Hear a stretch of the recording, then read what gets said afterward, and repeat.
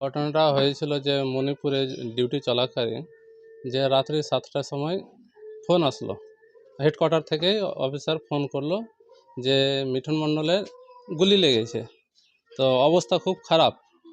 তারপরে ওখান থেকে আবার ফোন আসে যে আর নেই, শহীদ হয়ে গেছে। এটাই প্রথম স্টেপ হলো, শুরু হলো। তো তারপরে কি কত বছর ধরে উনি চাকরি করতেন? 9 বছর, 8 বছর 11 মাস 10 দিন চাকরি করা হলো। বলছি, তো কবে মিঠুন পাঠাবে, বডি পাঠাবে, কিছু জানিয়েছে? মিঠুনের বডি পাঠাবে আজকে।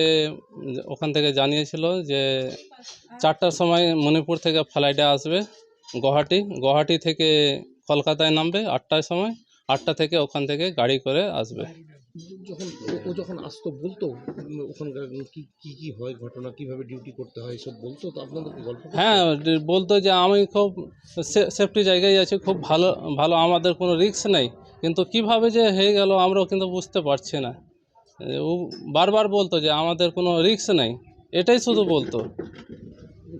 বলছি কি কারা গুলি করলো, কিছু জানানো হয়েছে? ও এখন পর্যন্ত জানা যায়নি। যতদূর জেনেছি যে দুটো গোষ্ঠী আছে, সেই গোষ্ঠীর মধ্যে মানে গোলাগুলির মধ্যেই গুলিটা লেগেছে।